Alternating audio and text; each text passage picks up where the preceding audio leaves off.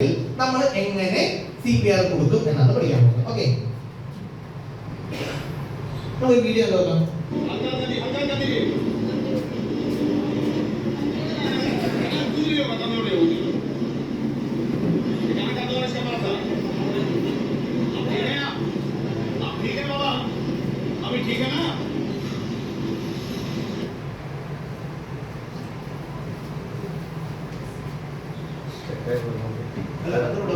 ആ വീഡിയോ എല്ലാം കണ്ടല്ലോ, ഒന്നോടെ കണ്ടു നോക്കാം.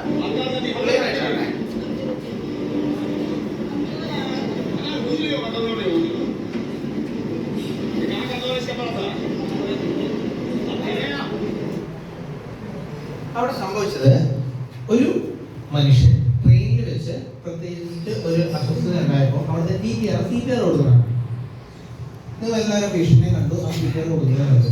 എന്റെ ചോദ്യം ഇതാണ്, ആ പേഷ്യന്റിന് CPR കൊടുക്കേണ്ട ആവശ്യകത ഉണ്ടായിരുന്നോ ഇല്ലായിരുന്നോ? ഉണ്ടായിരുന്നില്ല. കാരണം എക്സാം എല്ലാവരും പാസ്സായി. എനിക്ക് ഇതിനോടൊന്നും പറയാനില്ല. ഫസ്റ്റ് സെഷൻ കഴിഞ്ഞു, എക്സാം വിട്ടു, അവർ പാസ്സാവും ചെയ്തിട്ടുണ്ട്. ബോധമുള്ള ഒരാൾക്ക്, ഹാർട്ട് റേറ്റ് ഉള്ള ഒരാൾക്ക് CPR കൊടുക്കേണ്ട ആവശ്യമില്ല. എല്ലാവരും പഠിച്ചല്ലോ. അതായിരുന്നു ചോദ്യം. ഉത്തരം കറക്റ്റായിട്ടുണ്ട്. നിങ്ങൾക്ക് എല്ലാവർക്കും നിങ്ങളുടെ പോലെ തന്നെ അടുത്തൊരു വീഡിയോയിലേക്ക് പോകാം.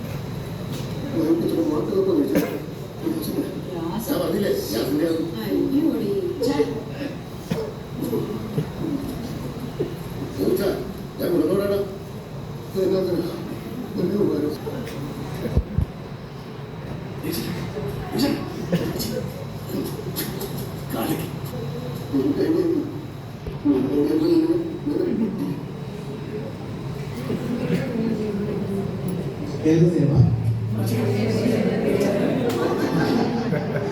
മനുഷ്യന്റെ പ്രതികാരം. ആ സിറ്റുവേഷൻ ഒരുപാട് ചിരിക്കാനുള്ള കാര്യങ്ങളുണ്ടായിരുന്നു അല്ലേ? ചോദ്യം ഒന്ന് റിപ്പീറ്റ് ചെയ്യാം. CPR കൊടുക്കുന്ന കാര്യമായിരുന്നു.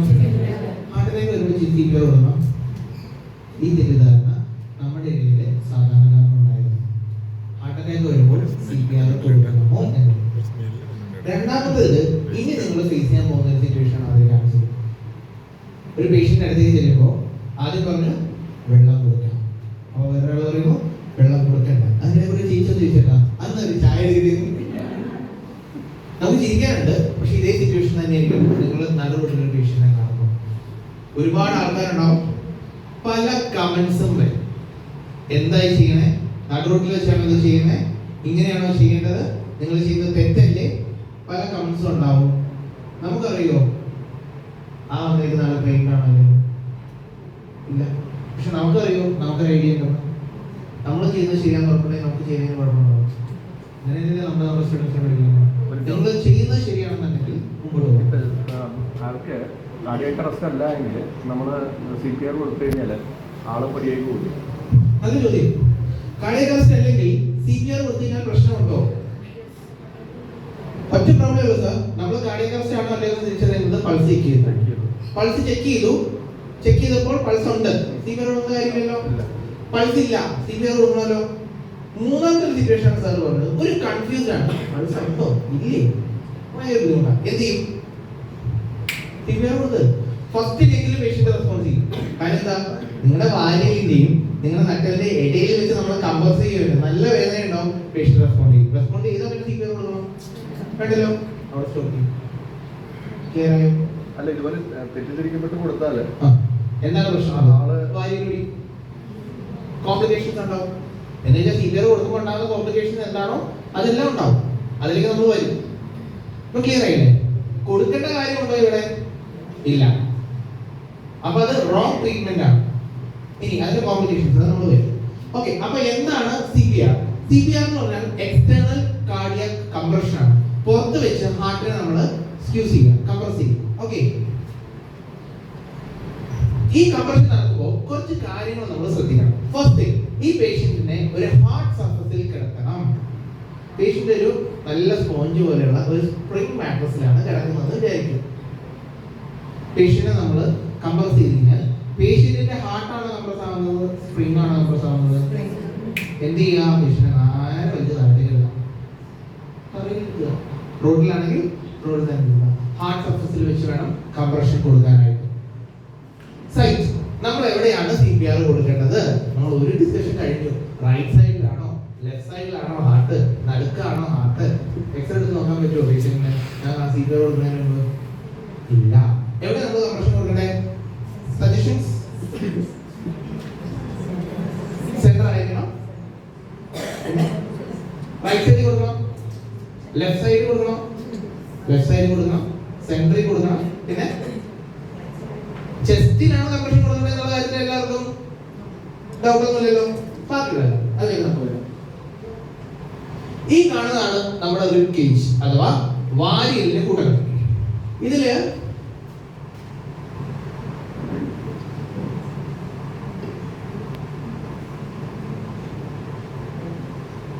ഈ കാണുന്നതാണ് സ്റ്റേർണം എന്ന് പറയുന്നത്. അതായത് വാരിയെല്ലുകള് കൂടിച്ചേരുന്ന നെഞ്ചിൻ ഭാഗം നമുക്ക് എല്ലാവർക്കും ഉണ്ട്. ഇത് കട്ട് ചെയ്തിട്ടാണ് ബൈപ്പാസ് സർജറി ചെയ്യുന്നത്. ഓക്കെ, ഈ സ്റ്റേർണത്തിലേക്ക് ഓരോ റിബും അറ്റാച്ച് ചെയ്യുന്നത് ഒരു ബ്ലൂ കളറിന്റെ സബ്സ്റ്റൻസ് കണ്ടോ? അതിനെയാണ് നമ്മൾ കാർട്ടിലേജ് എന്ന് പറയുന്നത്. ഈ കാർട്ടിലേജ് എന്ന് പറയുന്നത് സ്പെഷ്യൽ ടൈപ്പ് എലാസ്റ്റിക് ടിഷ്യൂ ആണ്. നമ്മുടെ ചെവിയിലേക്ക് ഉള്ള ഇതിന്റെ പ്രത്യേകത, ഇതൊരിക്കലും ഒടിയത്തില്ല. നമ്മുടെ ഹെൽമെറ്റിന്റെ പക്കൽ ഒരു ഫോഴ്സ് വന്നത് ഈക്വലി ഡിസ്ട്രിബ്യൂട്ട് ആയിരിക്കും. മൂക്കിന്റെ അറ്റം അതുപോലെ തന്നെയാണ് നമ്മുടെ റിബ്സ് വന്ന് അറ്റാച്ച് ചെയ്യുന്നത്. അപ്പോ ഞാൻ ഇവിടെ ഒരു കംപ്രഷൻ ഇവിടെ ഞെക്കുവാണ്, ഒരു കംപ്രഷൻ കൊടുക്കുവാണെങ്കിൽ ആ സ്ട്രെങ്ത് ഈ കാർട്ടിലേജ് ഈക്വൽ ആയിട്ട് രണ്ട് സൈഡിലേക്കും ഡിസ്പേഴ്സ് ചെയ്യും. ക്ലിയർ ആയോ? അപ്പോ ഞാൻ എവിടെയാണ് കൊടുക്കേണ്ടത്? സെന്ററിലാണ് കൊടുക്കേണ്ടത്. ഹാർട്ടിന്റെ പ്ലേസ്മെന്റ് എവിടെയാ? നമ്മുടെ ഫോർത്ത് റിബിന്റെ 1 2 3 4 ഈ ഫോർത്ത് റിബിന്റെ ഉള്ളിലായിട്ടാണ് നമ്മുടെ ഹാർട്ടിന്റെ പ്ലേസ്മെന്റ്. Centre tilted towards left. ഇതാണ് most common anatomical position. Left സൈഡിലേക്ക് തിരിച്ച് ചെയ്ത് സെന്ററിലാണ് നമ്മുടെ ഹാർട്ടിന്റെ സാധാരണ രീതിയിലുള്ള പൊസിഷൻ. അപ്പോൾ നമ്മൾ സെന്ററിൽ കൊടുത്തു കഴിഞ്ഞാൽ ഈ ഫോഴ്സ് ഈക്വൽ ഡിസ്ട്രിബ്യൂട്ട് ആവും. ഇവിടെ വെച്ച് ഹാർട്ട് നമ്മുടെ വാരിയുടെ ഇടയിൽ വെച്ച് സ്ക്യൂസ് ആയിരിക്കും. സൈറ്റ് പഠിച്ചോ? ഇനി കിടക്കുന്ന ആളിനെ 1 2 3 4 എണ്ണാൻ പറ്റുമോ? ഇവിടെ ഞങ്ങൾ ഡോക്ടർമാർക്ക് എണ്ണാൻ പറ്റില്ല. പിന്നെയാണ് ഗ്രൂം ട്രെയിനിങ് പോലെ ഉണ്ടായിട്ട് വേണം. അപ്പൊ നമുക്ക് എന്ത് പറ്റും? നമുക്ക് അതിനു വേണ്ടി ഒരു പ്രോട്ടോകോൾ കൊണ്ടുവന്നു. സാധാരണക്കാരോട് നമ്മൾ പറയാറുള്ളത് നമ്മുടെ ബ്രസ്റ്റ് നിപ്പിളിന്റെ നേരെ സെന്ററിലാണ് ഹാർട്ട്. പക്ഷെ അപ്പോഴും പ്രശ്നമുണ്ട്. ഒബീസ് ആയിട്ടുള്ള പേഷ്യന്റ്, സ്ത്രീകള്, അവരുടെ കേസിൽ അവരുടെ മാരണം സാഗ് ചെയ്ത് കിടക്കും. അങ്ങനെ വരുമ്പോൾ ഇപ്പോൾ നമുക്ക് അനാറ്റമിക്കൽ പൊസിഷൻ വെക്കാൻ പറ്റില്ല.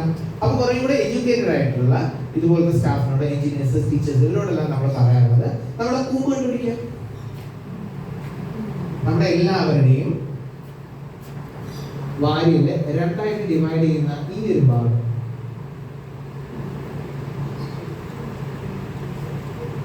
ഇതൊക്കെ വെറുതെ ടച്ച് ചെയ്ത് അറിയാൻ പറ്റും. ഇവിടെ നിന്ന് രണ്ടായിട്ട് തിരിഞ്ഞു പോകണം. എല്ലാവരും കണ്ടുപിടിച്ചു. അവരവരുടെ കൂമ്പ് കണ്ടുപിടിച്ചാ ഇവിടെ നിന്ന് രണ്ടായിട്ട് തിരിഞ്ഞു പോകണം. വേറൊരു പേഷ്യന്റ് എങ്ങനെ കണ്ടുപിടിക്കാൻ പറ്റും? ജസ്റ്റ് നോക്കുക, ടച്ച് ചെയ്ത് ഇവിടെ ഡിവൈഡ് ചെയ്ത്. ഞാൻ നോക്കുന്നില്ല, കറക്റ്റ് പൊസിഷൻ കൊണ്ട് വെച്ചു. ഈ കുമ്മിന് ഇവിടെ 2 വിരൽ വെക്കുക. 2 വിരൽ എവിടെ വെക്കുന്നോ അതിന് മേളിലാണ് നമ്മുടെ ഹാർട്ട് പൊസിഷൻ. കറക്റ്റ് നിപ്പിളുടെ സ്ട്രെയിറ്റ് ഒന്ന് നോക്കി. വന്നില്ലേ? ക്ലിയർ ആയോ? പൊസിഷൻ കണ്ടുപിടിക്കുന്നതാണ്. കൂമ്പ് നമ്മൾ ഐഡന്റിഫൈ ചെയ്തു. അവിടുന്ന് 2 വിരലുള്ള മേളിലേക്ക് വെച്ചോ, അവിടെ നമ്മുടെ കൈ വെച്ചു. ഇനി അടുത്ത ചോദ്യം. കൈയുടെ ഈ ഭാഗം വെക്കാം, ഇവിടെ വെക്കാം, ഇവിടെ വെക്കാം, ഇവിടെ വെക്കാം, എവിടെ വേണമെങ്കിലും വെക്കാം അല്ലേ? ഞാൻ കൊടുക്കുന്ന CPR പ്രോപ്പർ എഫക്റ്റീവ് ആവണമെങ്കിൽ നല്ല ഫോഴ്സ് ചെയ്യണം, വേണ്ടേ? അപ്പൊ ഞാൻ ഇവിടെ വെച്ച് കൊടുത്തു കഴിഞ്ഞാൽ അത്ര ഫോഴ്സ് കിട്ടുമോ? ഇവിടെ വെച്ചാൽ കിട്ടുമോ? നമ്മുടെ കൈയുടെ ഈ ഭാഗം വേണം നെഞ്ചിന്റെ സെന്ററിൽ വരാൻ. എന്ന് വെച്ചാൽ ഇങ്ങനെ വെച്ച് കൊടുത്തു കഴിഞ്ഞാൽ തെറ്റാണെന്നല്ല, നമ്മൾ കൊടുക്കുന്ന CPR ഹൈ ക്വാളിറ്റി ആവത്തില്ല. നമ്മളെല്ലാവരും ട്രെയിനിങ്ങിലാണ്, ട്രെയിനിങ് ചെയ്യുന്നതിന് പ്രോപ്പറായിട്ട് ചെയ്യാനാണ്. അപ്പോൾ കൈയുടെ ഈ ഭാഗം ഹീൽ ഓഫ് ദ പാം എന്ന് പറയുന്നത് അത് കറക്റ്റ് നെഞ്ചിന്റെ നടുക്ക് വേണം. നമ്മുടെ ഡൊമിനന്റ് ഹാൻഡ്, കൈപ്പാങ്ങുള്ള കൈ, ലെഫ്റ്റ് ഹാൻഡ് റൈറ്റ് ഹാൻഡ്, എല്ലാവരും അവരുടെ ഡൊമിനന്റ് ഹാൻഡ് പൊക്കി പിടിച്ച് ഇതാണ് നമ്മൾ നെഞ്ചിന്റെ നടുക്കോട്ട് വെക്കാൻ പോകുന്നത്. എവിടെയാണ് നമ്മൾ കണ്ടു, നമ്മൾ മുമ്പ് കണ്ടുപിടിച്ചു, അവിടെ നിന്ന് 2 വിരലുടെ മേളിൽ നമ്മൾ പ്ലേസ് ചെയ്തു. ഇനി ഈ പേഷ്യന്റ് കാർഡിയാക് അറസ്റ്റിൽ പോയി. കാർഡിയാക് അറസ്റ്റിൽ പോകാനുള്ള കാരണം ഹാർട്ട് അറ്റാക്ക് ആണെന്ന് വിചാരിക്കുക, നമുക്കറിയില്ല. ഹാർട്ട് അറ്റാക്ക് ആണെന്ന് തിരിച്ചറിയണമെങ്കിൽ ECG എടുക്കണം, അത് നമ്മളെ കൊണ്ട് പറ്റത്തില്ല. ഹാർട്ട് അറ്റാക്ക് ആണെങ്കിൽ ഹാർട്ട് അറ്റാക്കിന്റെ ഒരു സൈൻ എന്തായിരുന്നു, വെട്ടി വേർക്കുന്ന പറയാമല്ലോ. ഞാൻ ഈ കൈ വെച്ച സ്ഥിതിക്ക് തെറ്റി പോകാനുള്ള സാധ്യതയില്ലേ, ഞാൻ മുകളിൽ സ്പീഡില്ലേ. അപ്പൊ ഈ കൈനെ നമ്മൾ സപ്പോർട്ട് ചെയ്യാനായിട്ട് നമ്മുടെ നോൺ ഡൊമിനന്റ് ഹാൻഡ് ഇതിന്റെ ഇടയിലേക്ക് കയറ്റുന്നു, ക്ലോസ് ചെയ്യുന്നു. കണ്ടല്ലോ, എല്ലാവർക്കും കാണാവുന്ന രീതിയിൽ ഞാൻ ചെയ്യാം. പേഷ്യന്റ് കിടക്കുന്നു, പേഷ്യന്റിന്റെ ഈ ഭാഗം ഞാൻ കണ്ടു നോക്കുന്നു, ഇവിടെ ഞാൻ പ്ലേസ് ചെയ്യുന്നു. എന്നിട്ട് ഞാൻ എന്റെ നോൺ ഡൊമിനന്റ് ഹാൻഡ് കൊണ്ട് ക്ലോസ് ചെയ്യുന്നു. എന്നിട്ട് ഞാൻ ഇതാണ് എന്റെ പൊസിഷൻ. ഞാൻ താഴത്തേക്ക് വരാം. ജനറലി പേഷ്യന്റ് താഴെ വരും. ഇതാണ് ഈ പൊസിഷൻ. പൊസിഷൻ പ്രത്യേകം ശ്രദ്ധിക്കണം എന്താണെന്ന് വെച്ച് കഴിഞ്ഞാൽ നമ്മുടെ എൽബോ, കൈമുട്ടുകൾ സ്ട്രെയിറ്റ് ആയിരിക്കണം. ഒരു കാരണവശാലും ചപ്പാത്തി കുഴക്കുന്നത് പോലെയല്ല CPR കൊടുക്കേണ്ടത്. ഇത് പറയാൻ കാരണം എന്താണെന്ന് വെച്ച് കഴിഞ്ഞാൽ ഇങ്ങനെ കൊടുത്തു കഴിഞ്ഞാൽ എൽബോയ്ക്ക് സ്ട്രെയിൻ ഉണ്ടാവും. അപ്പോൾ നമ്മുടെ സ്ട്രെയിറ്റ് ആയിരിക്കണം. എന്റെ ഷോൾഡർ പേഷ്യന്റിന്റെ മേത്തേക്ക് വീഴണം കേട്ടോ. ഈ ആംഗിൾ സ്ട്രെയിറ്റ് ആയിരിക്കും, 90 ഡിഗ്രിയിലേക്ക് വരും. ഗുണം എന്താണെന്ന് വെച്ച് കഴിഞ്ഞാൽ ഈ ഷോൾഡറിൽ എന്റെ അപ്പർ ബോഡി വെയിറ്റ് ഉണ്ട്. ഈ ബോഡി കാരണം, വെയിറ്റ് കാരണം ഇത് പകുതി കംപ്രസ്ഡ് ആയിരിക്കും. ഞാൻ പകുതി കൊണ്ട് എടുത്താൽ മതി. ക്ലിയർ ആയോ? എന്റെ ഹിപ്പിൽ നിന്നാണ് ഇതിനുള്ള ഫോഴ്സ് വരേണ്ടത്. 1 2 3 4 5 6 7 8 9 10 11 12 ഇങ്ങനെയാണ് നമ്മൾ CPR കൊടുക്കുന്നത്. പൊസിഷൻ മനസ്സിലായല്ലോ, കൈ വെക്കേണ്ടത് മനസ്സിലായി. എൽബോ സ്ട്രെയിറ്റ് ആയിരിക്കണം. നിങ്ങളുടെ ബോഡി പേഷ്യന്റ് മേത്തേക്ക് വീഴണം, പകുതി ഫോഴ്സ് അവിടെ നിന്ന് വരും. എന്നിട്ട് നിങ്ങളുടെ ഹിപ്പിൽ നിന്ന് വേണം എന്ത് ചെയ്യാനായിട്ട്, CPR കൊടുക്കാനായിട്ട്. CPR കൊടുക്കുമ്പോൾ ഓരോ പ്രാവശ്യം നമ്മൾ കൗണ്ട് ചെയ്ത് കൊടുക്കണം. ആര് കൗണ്ട് ചെയ്യണം? കൊടുക്കുന്നയാള് കൗണ്ട് ചെയ്യണം. അതെന്തിനാണുള്ളത് പറയാം. ഇതാണ് പൊസിഷൻ.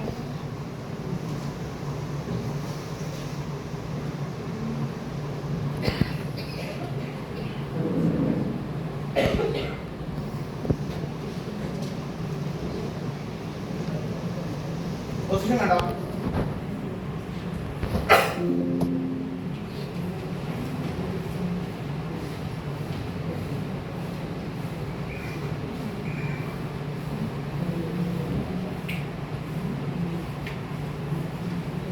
CPR കൊടുക്കുന്നുണ്ടോ?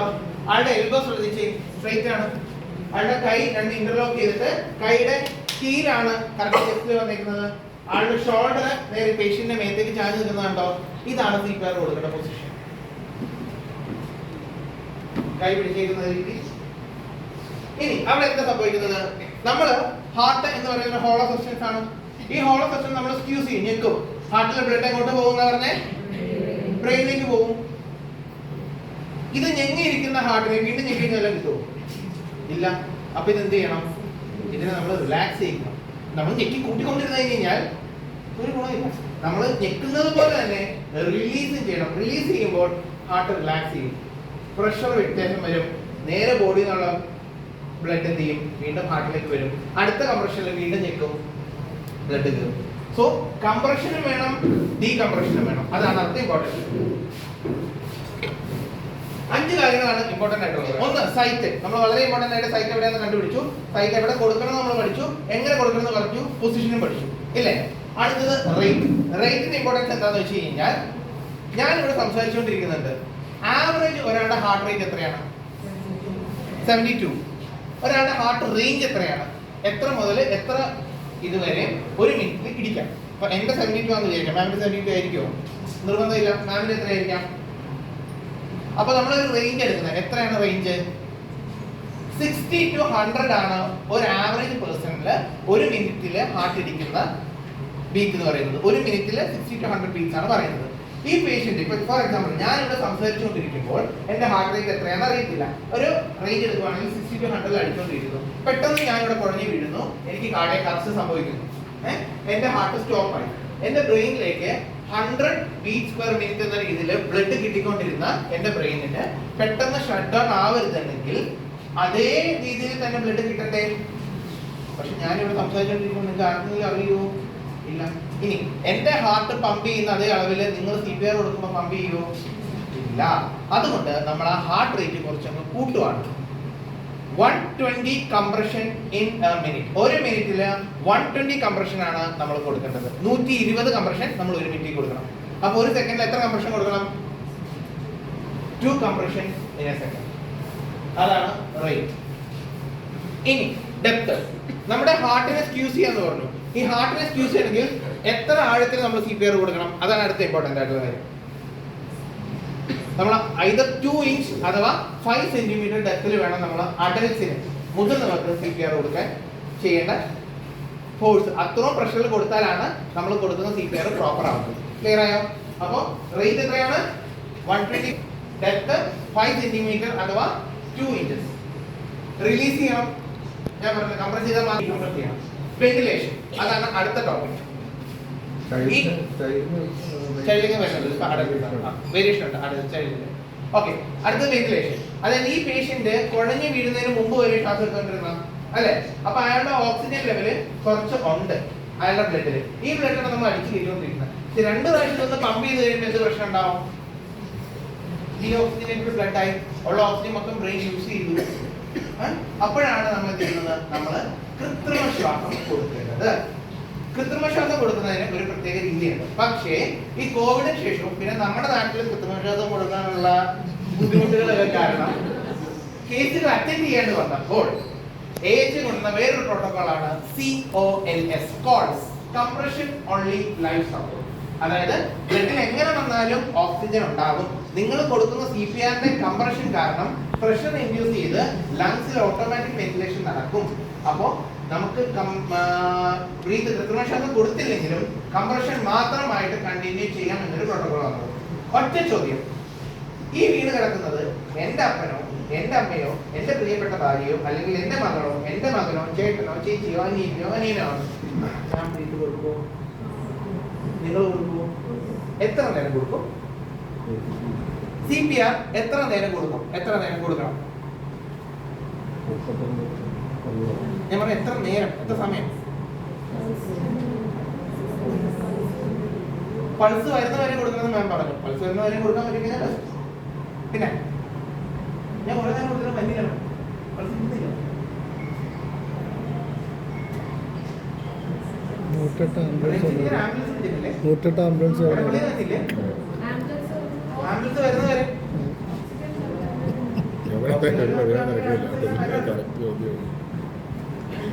3 സിറ്റുവേഷൻ. ഒന്ന്, ഞാൻ പഠിക്കുന്നത് വരെ അത് ഞാനാ തീരുമാനിക്കുന്നത്. ഞാൻ എപ്പോഴും പഠിക്കുന്നു. എന്റെ പ്രിയപ്പെട്ടവരാണെങ്കിൽ. രണ്ടാമത്തത് നമുക്കൊരു ആംബുലൻസ് അല്ലെങ്കിൽ എമർജൻസി മെഡിക്കൽ സപ്പോർട്ട് കിട്ടുന്നവരെ. മൂന്നാമത്തത് പൾസ് കിട്ടുന്നവരെ. ക്ലിയർ ആയല്ലോ? ഇനി എല്ലാ 30 കംപ്രഷനും നമ്മൾ 2 കൃത്രിമ ശ്വാസം കൊടുത്തിരിക്കണം. കൃത്രിമ ശ്വാസം കൊടുക്കുന്നതിന് ഒരു രീതിയുണ്ട്. ഇതാണ് 30:2 യൂണിവേഴ്സൽ കംപ്രഷൻ വെന്റിലേഷൻ റേഷ്യോ. ലോകത്ത് എവിടെ ചെന്നാലും ഇങ്ങനെ തന്നെയാണ്. അമേരിക്കയിൽ ചെന്നാലും ഒരാൾ കുഴഞ്ഞു വീണു, ഈജിപ്തിൽ ചെന്നാലും ഫസ്റ്റ് എയ്ഡ് കൊടുക്കുന്നു പറഞ്ഞു. അവിടെ ചെന്നാലും അങ്ങനെ തന്നെയാണ്. കേരളത്തിൽ ഇവിടെ ഈ കൊച്ചു എറണാകുളത്തായാലും 30:2 30 CPRല് 2 ബ്രെത്ത് കൊടുത്തിരിക്കണം. അതാണ് റൂൾ. ഇനി അതെങ്ങനെയാണുള്ളത് നമുക്ക് നോക്കാം. എയർ വേ, അതായത് നമ്മൾ ബ്രീത്ത് കൊടുക്കുന്ന രീതി. ഇതിൽ എത്ര പേര് കൂട്ടാൻ പറ്റും? ഞാൻ ക്ഷീണം വരുമ്പോ അതൊന്നും നോക്കില്ല. എത്ര പേര് കൂട്ടാൻ പറ്റും? ഞാൻ ഉറപ്പുള്ളൂ, എനിക്കറിയില്ലല്ലോ.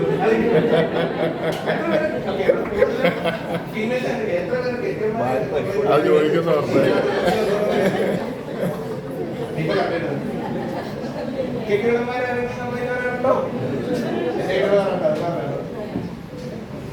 ഓപ്പറേറ്റ് ചെയ്യാം. നിങ്ങളുടെ ആരുടെയൊക്കെ ഹസ്ബൻഡ്സ്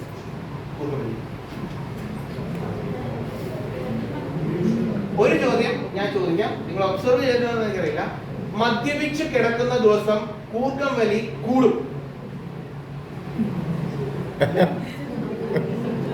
ഞാൻ കണ്ടിട്ടുണ്ട്. മദ്യപിച്ച് കിടക്കുന്ന ദിവസം കൂർക്കം വലി കൂടുതൽ ആരെങ്കിലും ശ്രദ്ധിച്ചിട്ടുണ്ടോ? ശ്രദ്ധിച്ചിട്ടുണ്ട്. അതിന്റെ റീസണാണ് ഞാൻ പറയാൻ പറഞ്ഞത്. ഇത് നിങ്ങൾക്ക് ബേസിലേക്കോട്ട് മാത്രമല്ലോ, എക്സ്ട്രാ വേറെ പോക്കറ്റാണ്. നമ്മള് കിടക്കുമ്പോൾ, സാധാരണ രീതിയിൽ കിടക്കുമ്പോൾ നമ്മുടെ നാക്കാണ് ഈ കാണുന്നത്.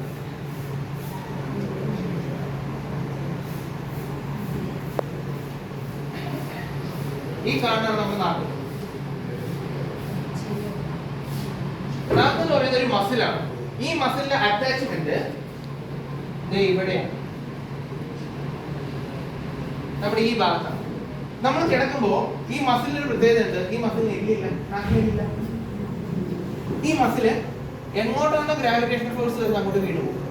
കൈ തളർത്തിട്ട കൈ താഴത്തേക്ക് പോകുന്നു പറയുന്നത് പോലെ നമ്മൾ കിടക്കുമ്പോൾ നമ്മുടെ മസിൽ എന്ത് ചെയ്യും? വീണു പോകും.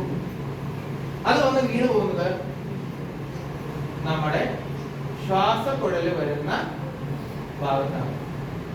ഇതുവഴിയാണ് നമ്മൾ ശ്വാസം എടുക്കുന്നത്. വാ വഴി മുക്ക് വഴി നമ്മൾ ശ്വാസം എടുക്കുന്നു. അത് ഇങ്ങോട്ട് വരുന്നു, ഈ വഴി പോകുന്നു. ഇവിടെ വരുമ്പോ എന്തായി? നാക്ക് വീണ് കിടക്കുന്നു. കോപ്പിക്കൂടല് വിസിൽ കണ്ടിട്ടില്ലേ? സ്ലിറ്റിൽ കൂടെ എയർ പോകുമ്പോൾ വിസിലിംഗ് സൗണ്ട് കേൾക്കും.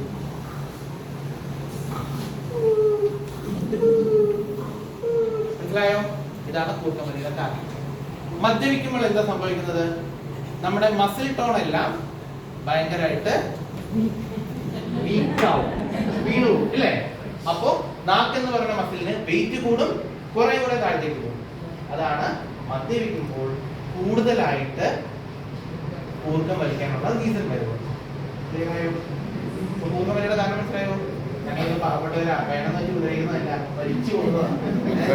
ജലദോഷം വരുമ്പോൾ മൂക്കടപ്പുണ്ടാകുമ്പോൾ അതിന്റെ റീസൺ എന്താ?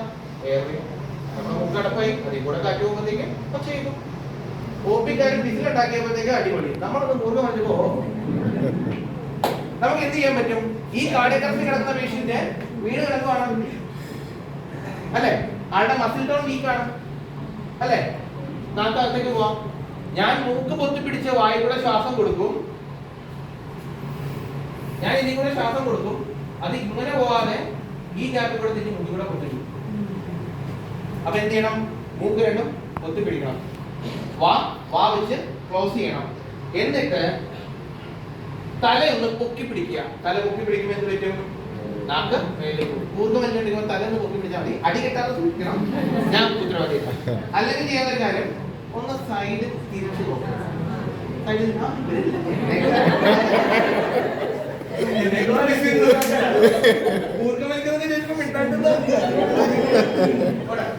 അപ്പോ ഇതാണ് മാനർ. ഇത് തന്നെയാണ് നമ്മൾ എയർ കൊടുക്കുമ്പോൾ ശ്വാസം കൊടുക്കും, കൃത്രിമ ശ്വാസം കൊടുക്കുമ്പോൾ ഉണ്ടാകുന്ന പ്രശ്നം. നമ്മൾ എന്ത് ചെയ്യണം? ഒന്നല്ലെങ്കിൽ നമ്മൾ ഹെഡ് ടിൽറ്റ് ചെയ്ത് ചിൻ അപ്പ് ചെയ്യും. അതിനാണ് ആ പൊസിഷനെ ഹെഡ് ചിൻ അപ്പ് എന്ന് പറയുന്നത്. എന്നിട്ട് വേണം നമ്മൾ ശ്വാസം കൊടുക്കാനായിട്ട്. അപ്പൊ പ്രോപ്പറായിട്ട് എയർ ഉള്ളിലേക്ക് പോകും. ക്ലിയർ ആണോ? ഇതാണ് നമ്മൾ ശ്വാസം കൊടുക്കുന്ന രീതി.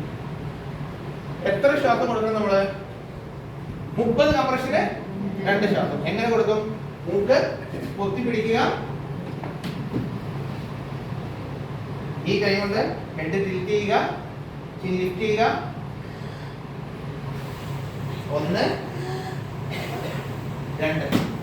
ആ 2 കഴിഞ്ഞ് എന്ത് ചെയ്യണം? ഇത് ആരാ സിപിആർ കൊടുക്കണ്ടേ?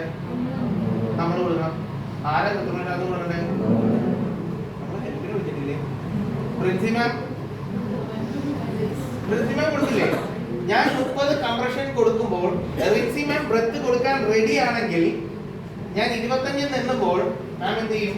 മാം മുക്ക് പൊത്തി പിടിക്കും, മാം ഹെഡ് ടിൽറ്റ് ചെയ്യും. ഞാൻ 30 എണ്ണുന്ന മൊമെന്റില് 1 2 ഞാൻ എന്ത് ചെയ്യും? അപ്പോൾ തന്നെ അടുത്ത CPR സ്റ്റാർട്ട് ചെയ്യും. ക്ലിയർ ആയോ? ഇങ്ങനെ എത്ര റൗണ്ട് നമ്മൾ പോകും? 5 റൗണ്ട് ഞാൻ പോകും. 5 റൗണ്ട് പോയി കഴിയുമ്പോൾ എന്റെ വായന്ന് പറയുന്ന വരെ വന്നു തുടങ്ങും. അപ്പൊ എനിക്ക് എന്ത് വേണം? റെസ്റ്റ് വേണം. ഇത് എടപ്പള്ളിയിൽ നിന്ന് ബ്ലോക്ക് കഴിഞ്ഞ ആംബുലൻസ് വരുന്ന വരെ ഞാൻ ചെയ്തോണ്ടിരിക്കുന്നതല്ലേ. അപ്പൊ എന്ത് ചെയ്യും? നമ്മള് സ്വിച്ച് ചെയ്യും. പ്രിൻസി മാം ഇങ്ങോട്ട് വരും. ഞാൻ മാമിനെ മാത്രം ടാർഗറ്റ് ചെയ്യണമല്ല കേട്ടോ, പെട്ടെന്ന് ഒരു പേര് കിട്ടിയത് കൊണ്ട്. പിന്നെ എന്നെ ഹെൽപ്പിന് വിളിച്ചപ്പോഴത്തേക്കും മാമാണ് വന്നത്. ഞാൻ ഹെൽപ്പിന് വിളിച്ചപ്പോൾ മാം വന്നത്. അതുകൊണ്ടാണ് ഞാൻ മാമും കൂടെ വർക്ക് ചെയ്തോണ്ടിരിക്കുന്നത്. മാം എന്ത് ചെയ്യും? മാം CPR കൊടുക്കും, ഞാൻ എയർവേയിലേക്ക് വരും. മാം വന്ന് CPR കൊടുക്കുന്നതിന് മുമ്പ്, അതായത് 5 സൈക്കിൾ നമ്മൾ കംപ്ലീറ്റ് ചെയ്തു. CPR കൊടുക്കുന്നതിന് മുമ്പ് നമ്മൾ ഈ ഇത്ര നേരം കൊടുത്ത CPR എന്തെങ്കിലും ഫലം ഉണ്ടോ എന്ന് അറിയണ്ടേ? എന്ത് ചെയ്യും? പൾസ് ചെക്ക് ചെയ്യും. എത്ര സെക്കൻഡ്? 5 സെക്കൻഡ് പൾസ് ചെക്ക് ചെയ്യുന്നു. അതേസമയത്ത് നമ്മൾ എന്ത് ചെയ്യണം? ബ്രീത്ത് ഉണ്ടോ എന്ന് നോക്കണം. നമ്മൾ ഈ ബ്രെത്ത് കൊടുക്കുന്ന സമയത്ത് നമ്മൾ ബ്രീത്ത് ഉണ്ടോ എന്ന് നോക്കണം. കാരണം എന്താ? നിങ്ങൾ കൊടുക്കുന്ന ബ്രീതിങ് കറക്റ്റ് ആയിട്ട് ലങ്സിലേക്കാണ് ചെല്ലുന്നതെങ്കിൽ ആൾക്ക് ചെസ്റ്റ് റൈസ് ഉണ്ടാവും. അപ്പോൾ അത് നമ്മൾ ഓരോ കാര്യം ചെയ്യുമ്പോഴും അതിന്റെ ഫീഡ്ബാക്ക് നോക്കിക്കൊണ്ട് വേണം ചെയ്യാനായിട്ട്. പൾസ് ചെക്ക് ചെയ്യുന്നു, പൾസ് ഇല്ല, എന്ത് ചെയ്യുന്നു? പ്രിൻസി മാം ആയിരിക്കും എന്ത് ചെയ്യുന്നത്? CPR കൊടുക്കുന്നത്. ഞാൻ എവിടെ വരും? ശ്വാസം കൊടുക്കാൻ എയർവേയിലെത്തും. ഇത് വീണ്ടും 5 സൈക്കിള്, പിന്നെ നമ്മൾ തിരിഞ്ഞു വരും. ഇതിങ്ങനെ തിരിഞ്ഞുകൊണ്ടേയിരിക്കും. അപ്പൊ ടയർഡ് ആവും. പക്ഷെ ഞാൻ ഒറ്റയ്ക്ക് ചെയ്യുന്നതിനേക്കാളും ടയർഡ് കുറവ്. ഇനി നമ്മൾ ചെയ്തോണ്ടിരുന്നു, സ്വിച്ച് ചെയ്തു, റിൻസി മാം ചെയ്തിട്ട് ഞാൻ 5 സൈക്കിൾ കഴിഞ്ഞ് ഞാൻ തിരിച്ചു വന്നു. ഞാൻ CPR കൊടുക്കുന്നപ്പോൾ പൾസ് ചെയ്തു, എനിക്ക് പൾസ് കിട്ടി. ആള് ശ്വാസം എടുക്കുന്നുണ്ട്. എന്ത് ചെയ്യണം?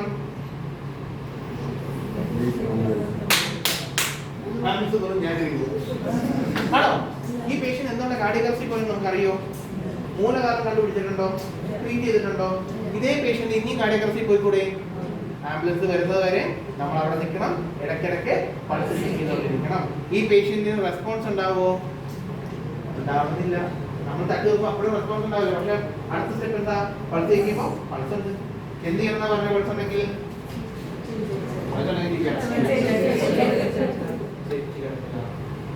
ക്ലിയർ ആയോ?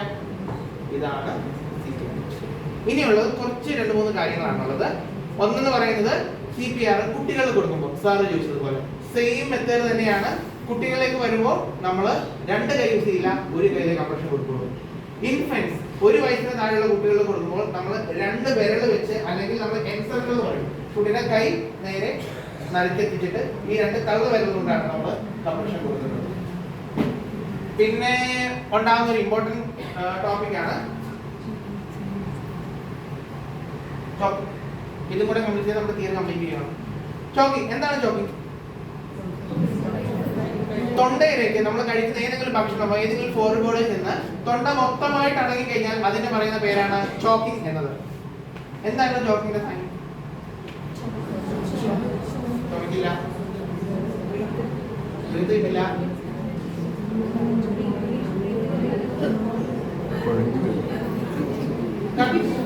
എനിക്ക് അവിടെ സൗണ്ട് കിട്ടി, ഇവിടെ ഉത്തരവ് കിട്ടി.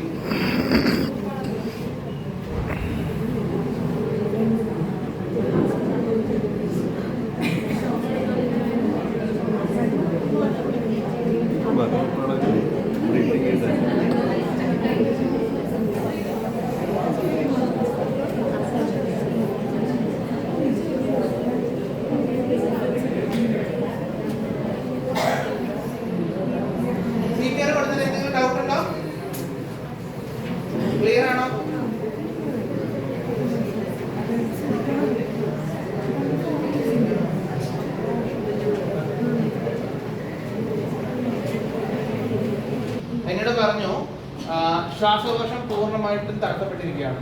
നമ്മൾ ഒച്ച ഉണ്ടാക്കുന്നതിന് നമ്മുടെ വോക്കൽ കോഡിലൂടെ നമ്മുടെ ശ്വാസകോശത്തിൽ നിന്ന് വരുന്ന എയർ പാസ് ചെയ്യുമ്പോഴാണ് നമ്മൾ ഉണ്ടാക്കുന്ന ഈ സൗണ്ടുകളെല്ലാം വരുന്നത്. പക്ഷേ ശ്വാസകോശം പൂർണ്ണമായിട്ട് തടഞ്ഞിരിക്കുമ്പോൾ വോക്കൽ കോഡിലൂടെ കാറ്റ് പാസ് ചെയ്യുമോ? ഫുള്ളി തടഞ്ഞിരിക്കണം, ഒബ്സ്ട്രക്ട് ചെയ്തിരിക്കണം? ഇല്ല. അങ്ങനത്തെ ഒരു സിറ്റുവേഷനിലാണ് നമ്മൾ ചോക്കിംഗ് എന്ന് പറയുന്നത്. ആൾക്ക് സംസാരിക്കാൻ പറ്റില്ല, ചമയ്ക്കാൻ പറ്റില്ല. ചമയ്ക്കണമെങ്കിൽ എടുത്തിട്ട് നമ്മൾ ഒരിക്കലും എന്ന് ചമയ്ക്കാറില്ല, എന്ന് ചമയ്ക്കാറുള്ളൂ. അകത്തേക്ക് കാറ്റിനകത്ത് കയറണം, അതിന് സ്ഥലമില്ല. ആകെയുള്ളൊരു സൈൻ എന്ന് പറയുന്നത് യൂണിവേഴ്സൽ ചോക്കിംഗ് സൈൻ ആണ്. മാം പറഞ്ഞതുപോലെ കണ്ണ് രണ്ടും പുറത്തേക്ക് തള്ളി 2 കൈ കൊണ്ട് ഇവിടെ എന്തോ ഉണ്ട്. ഈ ഒരു പൊസിഷനെയാണ് ചോക്കിംഗ് എന്ന് പറയുന്നത്. ഒരു നിങ്ങളെല്ലാവരും പത്രത്തിലും റീൽസിലും കണ്ടെത്തുന്ന ഒരു 6 മാസം 1 വർഷത്തിനുള്ളിൽ എങ്ങാണ്ടുമാണ് കേരളത്തിൽ വെച്ച് ഒരു കുട്ടി ചോക്കിംഗ് ഉണ്ടായിട്ട് ഒരു അധ്യാപകൻ ഫസ്റ്റ് എയ്ഡ് കൊടുത്താൽ കുട്ടിയുടെ ജീവിതം കൊച്ചിന് അച്ഛൻ തന്നെയായിരുന്നു. വീട്ടിൽ വെച്ച് ഇതുപോലെ ചോക്കിങ് പോലെ ഉണ്ടായി, അധ്യാപകൻ ട്രെയിനിങ് കഴിഞ്ഞ് നമ്മളെ മാനുവർ ചെയ്ത് ആ കുട്ടിയുടെ ജീവൻ രക്ഷിക്കുകയെല്ലാം ഉണ്ടായി. ഇത് എന്താ പ്രശ്നം വെച്ച് കഴിഞ്ഞാൽ എയർവേ ഫുള്ളി ഒബ്സ്ട്രക്റ്റഡ് ആയി, ശ്വാസം കിട്ടുന്നില്ല. കുറച്ച് കഴിയുമ്പോൾ ഈ പേഷ്യന്റ് എന്തിലേക്ക് പോകും? അപ്പൊ ഇങ്ങനത്തെ സിറ്റുവേഷനിൽ നമുക്ക് ചെയ്യാനുള്ള ഒരു മാനുവറാണ് ഹെംലിച്ച് മാനുവർ എന്ന് പറയും. ഒരു അഡൽട്ട് പേഷ്യന്റ് ആണെങ്കിൽ ചോക്കിംഗ് ആയിട്ട് പേഷ്യന്റാണ് നിൽക്കുന്നതെങ്കിൽ രണ്ട് കൈകളും ഇങ്ങനെ തൊണ്ടയിൽ വെച്ച് ഇങ്ങനെ നിൽക്കുമായിരിക്കും. നേരെ പുറകിൽ ചെല്ലുക, നമ്മുടെ ആ കൂമ്പില്ലേ CPR കൊടുത്താൽ ആ കൂമ്പ് കണ്ടുപിടിക്കുക. രണ്ട് വിരലും മേളിലായിരുന്നു CPR, രണ്ട് വിരലും താഴത്തേക്ക് പോവുക. ക്ലിയർ ആയോ? നമ്മുടെ ഡൊമിനന്റ് ഹാൻഡ് നേരെ തള്ളവിരൽ ഉള്ളിലേക്ക് വെച്ച് ഈ പിടുത്തം പിടിക്കുക, ഈ പറഞ്ഞ പൊസിഷനിൽ വെക്കുക. നോൺ ഡൊമിനന്റ് ഹാൻഡിനെ കൊണ്ട് സപ്പോർട്ട് ചെയ്യുക, ബാക്കിലേക്കും മേളിലേക്കും ത്രസ്റ്റ് കൊടുക്കുക.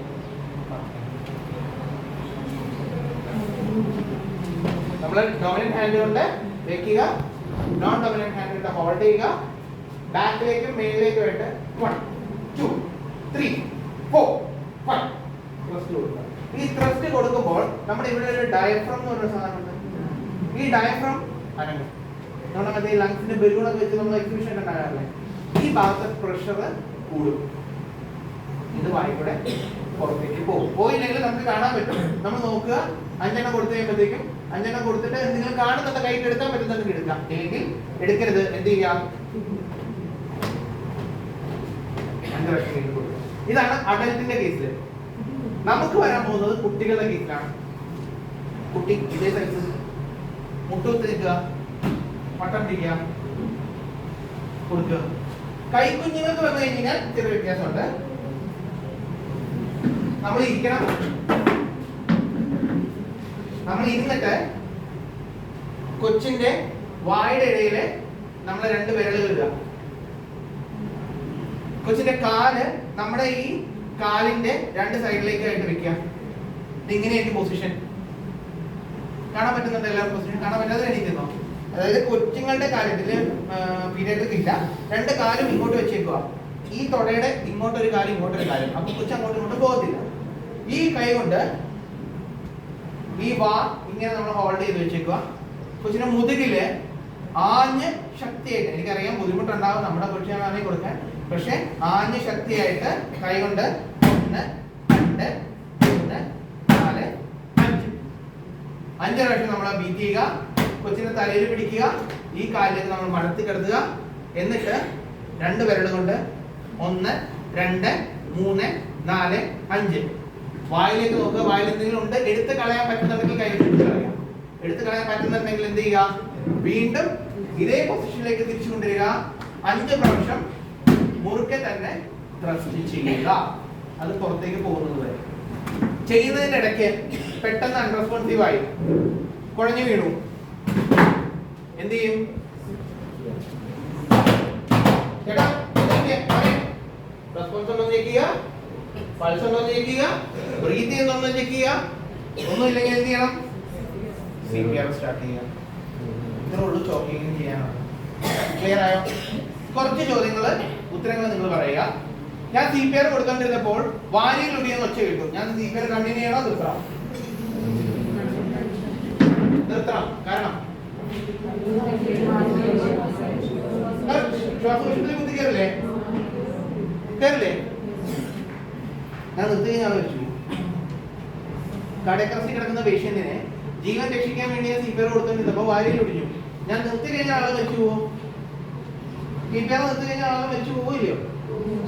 പോകും. 100% ഉറപ്പാണ്, പോവും. ഡൗട്ട് ഉണ്ടോ? ഇല്ല. ഞാൻ CPR വാരിയിൽ ഒടിഞ്ഞു, ലങ്സിൽ കുത്തി കയറി, പക്ഷെ ഞാൻ CPR കൊടുത്തു, ഇയാൾക്ക് ജീവൻ വെച്ചു. വാരിയിൽ ജീവൻ എടുക്കാൻ പറ്റുമോ? പറ്റില്ലേ? ഉയരണമെങ്കിൽ ഊഞ്ഞാലാടിയും ജീവിക്കാം എന്ന് പറയുന്നത് പോലെ ജീവൻ നിലനിർത്തുക. വാരിയിൽ നമുക്ക് വീണ ഞാൻ പറഞ്ഞു ലങ്സ് മാറ്റി വയ്ക്കാൻ പറ്റൂലേ? കുത്തി കീറി അങ്ങ് അറ്റം ലങ്സ് മാറ്റി വെച്ചാൽ ജീവൻ കിട്ടില്ലേ? ക്ലിയറായോ? രണ്ടാമത്തെ ചോദ്യം, പ്രഗ്നന്റ് ആയിട്ടുള്ള ഒരു നിറവയറോട് കൂടിയിരിക്കുന്ന ഒരു അമ്മയാണ് കുഴഞ്ഞു വീഴുന്നത്. ഇതെല്ലാം ഏറ്റവും വേസ്റ്റ് സിനാരിയോ അതായത് ഞങ്ങൾ എമർജൻസിയിൽ പറയും ഒരു പേഷ്യന്റ് പനിയായിട്ട് വന്നു കഴിഞ്ഞാൽ ഈ പേഷ്യന്റ് ഏറ്റവും മാക്സിമം എന്തൊക്കെ വരാമോ ഈ കോംപ്ലിക്കേഷൻസ് എല്ലാം മനസ്സിൽ വെച്ചിട്ടാണ് പേഷ്യന്റ് ട്രീറ്റ് ചെയ്യാനായിട്ട് എന്ന് ഞങ്ങൾ പറയും. കാര്യം ഈ പേഷ്യന്റ് മരിച്ചു എന്ന് ഉറപ്പിച്ച് ട്രീറ്റ് ചെയ്ത് കഴിഞ്ഞാൽ ഗുണം എന്താണെന്ന് വെച്ച് കഴിഞ്ഞാൽ അതിനേക്കാളും നല്ല ഔട്ട്കം നമുക്ക് കിട്ടും എന്ന് പറയുന്നത് പോലെയാണ് ഫസ്റ്റ് എയ്ഡ് കൊടുക്കുന്നത്. നമ്മൾ ഏറ്റവും വേസ്റ്റ് ഗർഭിണിയായ ഒരു സ്ത്രീ നടന്നു പോയപ്പോൾ കുഴഞ്ഞു വീണു. കൊടുക്കണം കൊടുക്കണം പറ നിങ്ങളെ ക്ലാസ് ചെയ്യുന്നത് അത് കൺഫോം കൊടുക്കണോ വേണ്ടയോ? കൊടുക്കോ? നിങ്ങൾ കൊടുക്കോ? ഉറപ്പായിട്ട് കൊടുക്കോ? ആൾക്കാരെ ചീത്ത പറയില്ലേ? വൈകിട്ട് നിങ്ങൾ കൊച്ചോ? Very good. അമ്മയുണ്ടെങ്കിലേ കൊച്ചിന് ജീവനുള്ളൂ. അമ്മയുടെ ജീവൻ പോയി കഴിഞ്ഞാൽ കൊച്ചിന് ജീവൻ ഉണ്ടാവോ? അവിടെ ജീവൻ രക്ഷിക്കുന്നത് മാത്രമേ ഉള്ളൂ. അമ്മയ്ക്ക് ജീവൻ ഉണ്ടെങ്കിൽ മാത്രമേ കൊച്ചിന് ഉണ്ടാകത്തുള്ളൂ. CPR കൊടുത്തിരിക്കണം. ഒറ്റ കാര്യം ശ്രദ്ധിച്ചാൽ മതി. അങ്ങനെ CPR കൊടുക്കുമ്പോൾ ആ അമ്മയുടെ വയറ് ലെഫ്റ്റ് സൈഡിലേക്ക് കുറച്ചൊന്ന് തള്ളി പിടിക്കുക. വേറെ ഒന്നുമല്ല. അതിന്റെ റീസൺ എന്താണെന്ന് വെച്ച് കഴിഞ്ഞാൽ നമ്മുടെ യൂട്രസ് ഫുള്ളി എൻഗേജ് ആയിട്ട് നമ്മൾ കിടക്കുമ്പോൾ, മലന്ന് കിടക്കുമ്പോൾ നമ്മുടെ ഹാർട്ടിലേക്ക് എല്ലാ ബ്ലഡും തിരിച്ചു കൊണ്ടുവരുന്ന ഒരു വെസൽ ഉണ്ട്. അതിനെ വീന കാവ എന്ന് പറയും. ഈ വീന കാവയുടെ പുറത്തേക്കാണ് ഈ കൊച്ചിന്റെ വെയിറ്റ് മൊത്തം നമ്മൾ മലന്ന് കിടക്കുമ്പോൾ വരുന്നത്. അങ്ങനെ മലന്ന് കിടക്കുമ്പോൾ ഈ വീന കാവയിലേക്ക് കംപ്രഷൻ വരുന്നതുകൊണ്ട് ഹാർട്ടിലേക്ക് തിരിച്ചു വരാനുള്ള ബ്ലഡിന്റെ എമൗണ്ട് കുറയും. നമ്മൾ ആ കംപ്രഷൻ ഒന്ന് മാറ്റാൻ വേണ്ടി ലെഫ്റ്റ് സൈഡിലേക്ക്, ഗർഭിണികളോട് എപ്പോഴും ഡോക്ടേഴ്സ് പറയുന്നത് ലെഫ്റ്റ് സൈഡ് തിരിഞ്ഞു കിടക്കാൻ പറയുന്നത് ഇല്ലേ? മലന്ന് കിടക്കുന്നതിനേക്കാളും നല്ലത് ലെഫ്റ്റ് സൈഡിലേക്ക് തിരിഞ്ഞു കിടക്കുക. കൊച്ചിന് അനക്കം കുറവാണ് ഡോക്ടർ, ടെസ്റ്റ് തിരിഞ്ഞു കിടക്കും. ഛർദിലെ ഡോക്ടർ ടെസ്റ്റ് തിരിഞ്ഞു കിടക്കും. എന്തിനാ ലെഫ്റ്റ് സൈഡിൽ തിരിഞ്ഞു കിടക്കാൻ പറയുന്നത്? ഇടതുപക്ഷക്കാരാണോ? അല്ല. അതിന്റെ റീസൺ ഇതാണ്, ബ്ലഡ് ഹാർട്ടിലേക്ക് തിരിച്ചു വരുന്നതിന്റെ കംപ്രഷൻ കുറയ്ക്കാൻ വേണ്ടി, ഒരു വെയിറ്റ് വെച്ച് കംപ്രഷൻ കുറയ്ക്കുകയാണ്, അത് കുറയ്ക്കാൻ വേണ്ടിയാണ്. അങ്ങനെ ലെഫ്റ്റ് സൈഡിലേക്ക് വയറൊന്ന് തള്ളി പിടിക്കുക. CPR കണ്ടിന്യൂ ചെയ്യുക. അമ്മയ്ക്ക് ജീവൻ ഉണ്ടെങ്കിൽ ഇങ്ങനെ നമുക്ക് ചെയ്യുക. അല്ലാണ്ട് നമ്മളെ കൊണ്ട് ചെയ്യാൻ പറ്റും. ഡിസംബർ മാസം 21-ാം തീയതി ഡ്യൂട്ടിയും കഴിഞ്ഞ് വീട്ടില് പോകുന്ന വഴിക്ക് പള്ളിയിലെ കരോള് വേണമെന്ന് പറഞ്ഞ് ഞാനും എന്റെ വൈഫും കൂടി കാറിൽ പോയിക്കൊണ്ടിരിക്കുമ്പോഴാണ് നിങ്ങളെല്ലാം പത്രത്തിൽ കണ്ട വീണ്ടും നടക്കുന്നത്. അപ്പോൾ ഇതുപോലെ ബ്ലോക്ക് കണ്ടു. ഞാനുണ്ട്, വൈഫും ഉണ്ട്, എൻ്റെ കൂടെ എൻ്റെ അമ്മയുണ്ട്. ഞങ്ങൾ ഡ്യൂട്ടി എല്ലാം കഴിഞ്ഞിട്ട് എറണാകുളമൊക്കെ കറങ്ങി തിരിച്ച് പോവാം. അപ്പോൾ പള്ളിയിലെ കരോൾ ഇറങ്ങുന്ന ദിവസം കരോൾ കാണാൻ വേണ്ടി പോകണമെന്ന് പറഞ്ഞിട്ട് പോയിക്കൊണ്ടിരിക്കുമ്പോഴാണ് ബ്ലോക്ക് കണ്ടത്. ബ്ലോക്കിനെ വഴിക്ക് കയറിയപ്പോഴാണ് നല്ലോട്ട് ഒരാൾ കിടക്കുന്നത്. നല്ലോട്ട് ചെന്ന് നോക്കുമ്പോൾ ഒരു 29 വയസ്സുകാരൻ അവൻ കിടക്കുന്നുണ്ട്. അവൻ സംസാരിക്കുന്നുണ്ട്. അവന്റെ വായിന്ന് ചോര നല്ലോണം വരുന്നുണ്ട്. അവൻ പറഞ്ഞത് എന്റെ കാല് വയ്യെന്നാണ് പറയുന്നത്. അവനെ അവിടെ തന്നെ ഇട്ടിട്ട് പോലീസുകാർ വന്ന് നോക്കി നിൽക്കുക. പോലീസുകാരൊന്നും ചെയ്തില്ല. നാട്ടുകാരെ പോലീസുകാരെ തെളിവുകൊണ്ടിരിക്കുന്നുണ്ട്. ഇത്ര നേരം നിങ്ങൾ വന്നിട്ട് എന്തുകൊണ്ട് ഇവരെ തൊടാത്തേന്ന്. പോലീസുകാർക്ക് ട്രെയിനിങ് കിട്ടുന്നുണ്ട്. Something called neurological disease. ഇവന് വായിന് ബ്ലഡ് വരുമ്പോൾ ഉണ്ടാകുന്ന ഒരു പ്രശ്നം എന്ന് വെച്ച് കഴിഞ്ഞാൽ ഇതിന്റെ സ്പൈനൽ കോഡ്, സർവിക്കൽ, അതായത് കഴുത്തിന്റെ പുറകിലെല്ലാം നട്ടലിന് ക്ഷതം ഏൽക്കാനുള്ള സാധ്യതയുണ്ട്. ഇവരെല്ലാം കൂടെ വാരി എടുക്കുവാണെങ്കിൽ ഈ ജീവിതകാലം മൊത്തം മധുരം സിനിമ ഉണ്ട്. നിങ്ങളായിരിക്കും ജോജോ അതില് പറഞ്ഞ ഡയലോഗ് ഉണ്ട്, ഡോക്ടറെ നടത്തിക്കൊണ്ട് വന്നതാണ് ഞാൻ എന്റെ ഭാര്യയുടെ, ഇനി നടക്കൂല എന്ന് പറഞ്ഞാൽ ഞാൻ എങ്ങനെയാണ് വിശ്വസിക്കുന്നത്? ശരി, സ്പൈനൽ കോഡ് ഇഞ്ചുറി ആണ്. അങ്ങനെ സസ്പെക്ട് ചെയ്യുന്നതുകൊണ്ടാണ് പോലീസുകാര് ആംബുലൻസ് വന്ന് നമ്മൾ സ്ട്രെച്ചർ പോലെയുള്ള ഒരു സ്പൈൻ ബോർഡ് എന്ന് പറയും, ഒരു ഓറഞ്ച് കളറിലുള്ള ബോർഡ്, ആ ബോർഡിലാണ് നമ്മൾ കയറ്റാവുള്ളൂ. അതിന് വേണ്ടി പോലീസുകാർ വെയിറ്റ് ചെയ്യുന്നുണ്ട്. അപ്പോഴാണ് ഞങ്ങൾ അങ്ങോട്ട് ചെല്ലുന്നത്. തൊട്ട് അടുത്ത് ഒരാൾ എണീറ്റ് നടന്നു പോകുന്നത് കണ്ടു. അപ്പോൾ മനസ്സിലായി അയാൾക്കും കുഴപ്പമില്ലാന്ന്. തൊട്ടടുത്താണ് ഒരാൾക്കൂട്ടം കണ്ടത്. ചെന്ന് നോക്കുമ്പോൾ കണ്ടുകൊണ്ടിരിക്കുന്നത് ഷോരയിൽ കുളിച്ച് ആള് ഹെൽമെറ്റ് വെച്ചിട്ടുണ്ടായിരുന്നു. ഹാഫ് ഫേസ് ഹെൽമെറ്റ് ആയിരുന്നു. ചെന്നിടിച്ചത് ഈ ഭാഗമാണ്. ഇത്രയും ഭാഗമാണ് നേരെ ഫ്രാക്ചർ ആയിട്ട് ബ്ലീഡിംഗ് ആയിട്ട് കിടക്കുവാണ്. ആൾക്ക് ശ്വാസം കിട്ടുന്നില്ല. ഇങ്ങനെ ശ്വാസമായിട്ട് വലിച്ചുകൊണ്ടിരിക്കുകയായിരുന്നു. ഞങ്ങൾ 108 ആംബുലൻസ് വിളിച്ചു. ആംബുലൻസ് വിളിച്ചപ്പോൾ ആംബുലൻസുകാർ പറഞ്ഞത്, സാറേ ലേറ്റസ്റ്റ് ആയിട്ടുള്ള ഒരു ആംബുലൻസ് ഞങ്ങൾക്ക് അടുത്ത് കിടന്നത് എടപ്പള്ളിയിലാണ്. എന്റെ വീട് ഉദയംപേരൂരാണ്. ഉദയംപേരൂർ തെക്കമ്പറൂരാണ്. എടപ്പള്ളി ടു ഉദയംപേരൂർ ഏകദേശം 15-16 കിലോമീറ്റർ ഉണ്ട്. ഞായറാഴ്ച വൈകുന്നേരം അത്രയും വലിയ ബ്ലോക്കിൽ ഒരു ആംബുലൻസ് അവിടെ എത്തില്ല. അതുകൊണ്ട് തന്നെ 108 തിരിച്ചു വിളിച്ചുകൊണ്ട്, സാർ വേറെ ഏതെങ്കിലും ഒരു ആംബുലൻസ് കിട്ടുവാണെങ്കിൽ ദയവ് ചെയ്ത് അങ്ങോട്ട് മാറ്റുക. ഉദയംപേരൂരിൽ നിന്ന് വെൽക്കെയർ ഹോസ്പിറ്റലാണ് തൊട്ടടുത്തുള്ള ട്രോമാ കെയർ. ഏകദേശം 12 കിലോമീറ്റർ ഉണ്ട്.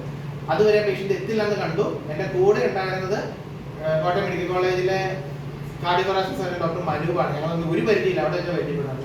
ആ മനുഷ്യൻ ആ പേഷ്യന്റിനെ പിടിച്ചുകൊണ്ടിരിക്കുന്ന രീതി കണ്ടപ്പോൾ മനസ്സിലായതാണ് അദ്ദേഹം ഒരു ഡോക്ടർ അല്ല, ഒരു മെഡിക്കൽ പ്രൊഫഷണൽ. ചോദിച്ചപ്പോൾ സാർ തന്നെ പറഞ്ഞു, സാർ പറഞ്ഞ പേഷ്യന്റ് കണ്ടീഷൻ വളരെ മോശമാണ്, നമുക്ക് എത്രയും പെട്ടെന്ന് ഇത്രയും ഭാഗം ക്ലോസ്ഡ് ആണ്. ഒരു PVC പൈപ്പിന്റെ അറ്റത്ത് ഒരു വാൽവ് വെച്ച് ക്ലോസ് ചെയ്തേക്കുന്ന പോലെയാണ് ആൾക്ക് ശ്വാസം കിട്ടാതിരിക്കുന്നത്. തൊട്ടടുത്ത ഭാഗത്തിന് ഹോൾ ഇടുക എന്നത് മാത്രമാണ് ട്രീറ്റ്മെന്റ്. അത് മെഡിക്കൽ പ്രൊഫഷനിൽ ചെയ്യുന്ന ഒരു പ്രൊസീജിയറാണ്. ഞങ്ങളായിട്ട് അവിടെ നിന്ന് ഡിസ്കസ് ചെയ്ത് കണ്ടുപിടിച്ച കാര്യങ്ങളൊന്നും അല്ല ക്രിക്കോ തൈറോട്ടോമി എന്ന് പറയുന്നത്. ഞാൻ ഈ ക്ലാസ്സിൽ ആദ്യം പറഞ്ഞില്ല, ഷുഗർ ചെയ്യാനുള്ള മെഷീനും പ്രഷർ ചെയ്യാനുള്ള സാധനങ്ങളൊന്നും എൻ്റെ കയ്യിലില്ല. ആകെ സ്റ്റെപ്പ് മാത്രമാണ്. സാറ് തൊട്ടടുത്തൊരു ബ്ലേഡ് ചോദിച്ചു, ബ്ലേഡ് സ്ട്രോ വെച്ച് അവിടെ കട്ട് ചെയ്ത് ആ ശ്വാസകോശം പൂർണ്ണമായിട്ടും വർക്ക് ചെയ്യുന്ന രീതിയിലേക്ക് മാറ്റുകയാണ് ഉണ്ടായത്. അതിനുശേഷം ആ പേഷ്യനെ നമ്മൾ ഹെൽത്ത് കെയർ ഹോസ്പിറ്റലിൽ എത്തിച്ചെങ്കിലും ഹെൽത്ത് കെയർ ഹോസ്പിറ്റലിൽ എത്തിയപ്പോൾ ആ പേഷ്യന്റ് കാർഡിയക് അറസ്റ്റ് ഉണ്ടായി. പക്ഷെ ഗുണം എന്താണെന്ന് വെച്ച് കഴിഞ്ഞാൽ ഹോസ്പിറ്റലിനകത്ത് വെച്ച് സംഭവിച്ച കാർഡിയക് അറസ്റ്റിൽ എപ്പോഴും ഒരു ടീം ഉണ്ടാവും. ആ ടീം കറക്റ്റ് ആയിട്ട് പ്രതികരിച്ചു. കൃത്യം 4ാമത്തെ സമയത്ത് ലിനു എന്ന പേരുള്ള 40 വയസ്സുള്ള ചെറുപ്പക്കാരൻ ജീവിതത്തിലേക്ക് തിരിച്ചു വന്നു. നിർഭാഗ്യവശാൽ 3 ദിവസത്തോളം ലിനു വെന്റിലേറ്ററിൽ തന്നെ കിടന്നു. 3 ദിവസം കഴിയുമ്പോഴേക്കും ബാക്കിയുള്ള കാരണങ്ങൾ കൊണ്ട്, കോംപ്ലിക്കേഷൻസ് കാരണങ്ങളെല്ലാം കൊണ്ട് ലിനു മരണപ്പെടുകയായിരുന്നു. ഞാൻ പറഞ്ഞത്, ഞാനൊരു മെഡിക്കൽ പ്രൊഫഷണലാണ്, ഞാൻ ഭയങ്കര വലിയ സംഭവമാണെന്നൊന്നും അല്ല ഞാൻ പറയുന്നത്. അങ്ങനെ കേസുകൾ അറ്റൻഡ് ചെയ്യാനുള്ള ഒരു കോൺഫിഡൻസ് കാണിക്കുക. ഇതിവിടെ പറയാനുള്ള കാരണം എന്താണെന്ന് വെച്ച് കഴിഞ്ഞാൽ ആ ഒരു സംഭവം നടന്നത് ഡിസംബർ 21-ാം തീയതിയാണ്. ഇന്ന് ജനുവരി 17-ാം തീയതിയാണ്. അതിനുശേഷം എനിക്ക് ഇന്നേ വരെ ഒരു പോലീസിന്റെ കോള് വന്നിട്ടില്ല, എന്നെ ഒരു പോലീസ് വരെ ഇൻഫോമും ചെയ്തു. നമ്മുടെ നാട്ടിൽ ഒരു പ്രശ്നമുണ്ട്, ഒരു ആക്സിഡന്റ് പറ്റിക്കഴിഞ്ഞ് ഞാൻ നോക്കിക്കഴിഞ്ഞ് കഴിഞ്ഞാൽ ഇതെന്റെ തലയിലാവോ, ഞാൻ പോലീസ് സ്റ്റേഷനിൽ കയറി ഇറങ്ങേണ്ട വരുമോ, ഞാൻ കോടതി കയറി ഇറങ്ങേണ്ട വരുമോ, എന്റെ കയ്യിൽ നിന്ന് കാശ് പോകുമോ എന്ന ഒരു ചിന്തയും ആർക്കും വേണ്ട. നിങ്ങൾ ഒരു പേഷ്യന്റിനെ റോഡിൽ വെച്ച് എന്ത് കാരണം വെച്ചാലും കണ്ടു കഴിഞ്ഞാൽ നിങ്ങൾ ആ പേഷ്യന്റിനെ തൊട്ടടുത്തുള്ള ഹോസ്പിറ്റലിൽ എത്തിക്കുക. ഹോസ്പിറ്റലുകളിൽ PRO എന്ന് പറഞ്ഞ ഒരാളുണ്ട്, പബ്ലിക് റിലേഷൻ ഓഫീസർ. അവരുടെ കയ്യിൽ നിങ്ങളുടെ നമ്പറും നിങ്ങളുടെ അഡ്രസ്സും കൊടുക്കുക. നിങ്ങൾക്ക് പോരണമെങ്കിൽ പോരാം, അല്ല നിങ്ങൾക്ക് അവിടെ നിൽക്കണമെങ്കിൽ നിൽക്കാം. അത് അപ് ടു യു. പോലീസുകാരെ നിങ്ങൾ വിളിച്ച് നിങ്ങളോട് ഡീറ്റെയിൽസ് ചോദിക്കും. അത് നിങ്ങളെ പോലീസ് സ്റ്റേഷനിലേക്ക് വിളിപ്പിക്കില്ല. റൂള് പ്രകാരം നിങ്ങളുടെ സമയത്തിന് നിങ്ങളുടെ വീട്ടില് അല്ലെങ്കിൽ നിങ്ങൾ ജോലി ചെയ്യുന്ന സമയത്ത് നിങ്ങളുടെ പ്രൈവസി കീപ്പ് ചെയ്തുകൊണ്ട് പോലീസുകാർ വന്ന് അന്വേഷിക്കും. നിങ്ങൾക്ക് ഒരു പ്രശ്നം ഉണ്ടാവില്ല. നമ്മുടെ നാടായ നാട് മൊത്തം ക്യാമറാസ് ഉണ്ട്. ഇത് ട്രാക്ക് ചെയ്യാൻ പോലീസുകാർക്ക് ഭയങ്കര അത് നിങ്ങൾ വള്ളിയാകുമോ എന്ന് വിചാരിച്ച് നോക്കാതെ ഇരിക്കുന്നത്. ചിലപ്പോൾ ആ കിടക്കുന്ന ഒരു അച്ഛനാവാം, ഒരമ്മയാവാം, ഒരു അപ്പച്ചനാവാം, ഒരു അമ്മച്ചിയാവാം, ചേട്ടനാവാം, ചേച്ചിയാവാം, അനിയനാവാം, അനിയത്തിയാവാം, കൊച്ചു പിള്ളേരാവാം. നമ്മൾ ചിലപ്പോൾ ഒന്ന് കൈവച്ചു എന്ന് വിചാരിച്ച് കിട്ടുന്നത് ഒരു ജീവനാണ്, ഒരു കുടുംബത്തിന്റെ താളത്തെ. അപ്പൊ നമ്മളെ കൊണ്ടാവും, അങ്ങനെ കണ്ട് നല്ലതായത്. നാളെ മുതൽ എല്ലാവരും ട്രീറ്റ്മെന്റ് പ്രോ ആയിട്ട് ഇറങ്ങണമെന്നല്ല ഞാൻ പറയുന്നത്. ഞാനും എന്റെ വൈഫും മാത്രമാണെങ്കിൽ ആ പ്രൊസീജിയർ ഞങ്ങൾ ചെയ്യത്തില്ല. സാർ മാത്രമാണെങ്കിലും ചെയ്യത്തില്ല. കാര്യം സാർ ഒറ്റയ്ക്ക് ചെയ്യാൻ പറ്റില്ല, അതിന് സപ്പോർട്ട് വേണം. ഞങ്ങൾക്ക് രണ്ടുപേരും ചെയ്യാൻ അറിയില്ല. കാര്യം ഞങ്ങൾ എമർജൻസിയിൽ ചെയ്യുന്ന ജോലിയല്ല. ഞങ്ങൾ ജൂനിയർ ഡോക്ടേഴ്സ് ആയിട്ട് വർക്ക് ചെയ്യുന്ന രണ്ടുപേരും ഞങ്ങൾ എമർജൻസി സീനിയേഴ്സ് ഇല്ലാതെ ആ പ്രൊസീജിയർ ചെയ്യത്തില്ല. അപ്പൊ അത് ദൈവത്തിന്റെ നിമിത്തം തന്നെയാണെന്നാണ് ഞങ്ങൾ ഇത് ചെയ്യുന്നത്. എന്ന് വെച്ചാൽ എല്ലാവരും നാളെ ബ്ലേഡും സ്ട്രോ ആയിട്ട് ഇറങ്ങി നടക്കുന്നൊന്നുമല്ല ഞാൻ പറയുന്നത്. നമുക്കതൊന്നും വേണ്ട. 108 വിളിക്കാൻ വേണ്ടി ഒരാളെ ഇങ്ങോട്ട് വിളിച്ചപ്പോ നിങ്ങളാണ് ആളെങ്കിൽ ഞാൻ വരാം എന്ന് പറഞ്ഞ് മുമ്പോട്ട് പോകാനുള്ള ഒരു മനസ്സ് മതി. അതുകൊണ്ട് ഞാൻ പറഞ്ഞത് കാർഡിയക് അറസ്റ്റ് കണ്ടുപിടിക്കാൻ 3 കാര്യങ്ങൾ മതി. ഒന്നെന്താ, നിങ്ങളുടെ തീരുമാനം, ഞാൻ അറ്റൻഡ് ചെയ്യുന്നത്. 2 നമ്മുടെ 2 പേരുടെ. 3 നമ്മുടെ കണ്ടം. ഇത് 3 മാത്രമാണ്. നിങ്ങൾ CPR കൊടുക്കുന്നതിനിടയിൽ വാരിയിൽ ഒടിഞ്ഞു പോയി, ദൈവമേ ഇത് നാളെ ഞാൻ എന്റെ പേരിൽ കേസാവോ? നിങ്ങൾക്ക് അറിയാതെ ആക്കണം CPR. നിങ്ങളെ ബെഞ്ചറിന്റെ ശത്രുവാണോ അത്? പേര് നാളെ ഒന്നും അറിയില്ലാത്തവരുടെ ജീവൻ രക്ഷിക്കാൻ വേണ്ടി നിങ്ങൾ ചെയ്തതല്ലേ? നിങ്ങൾക്കൊരു പ്രശ്നം ഉണ്ടാവില്ല. അതിനു വേണ്ടിയാണ് നമ്മുടെ കേരള ഗവൺമെന്റ് ഒരു റോള് തന്നെ ഉണ്ടാക്കിയത്, ഗുഡ് സമരിറ്റൻ റൂൾ. നല്ലവനായ ശമരിയക്കാരന്റെ നിയമം എന്ന് പറഞ്ഞൊരു നിയമം തന്നെയുണ്ട്. അത് വെച്ചുള്ള റൂൾസ് ഞാൻ പറഞ്ഞത്. പോലീസുകാർക്ക് നിങ്ങളുടെ വീട്ടിലോ നിങ്ങൾ പോലീസ് സ്റ്റേഷനിലേക്ക് വിളിപ്പിക്കാനുള്ള ഒരു അധികാരം അവർക്കില്ല. നിങ്ങളുടെ വീട്ടിലോ അല്ലെങ്കിൽ നിങ്ങളുടെ ഓഫീസ് സ്ഥലത്തോ വന്ന് അവർ നിങ്ങളുടെ കാര്യങ്ങൾ അവർക്ക് കാര്യം അറിയും എന്താ സംഭവിച്ചിട്ടുള്ളത്. ക്ലിയർ ആയോ?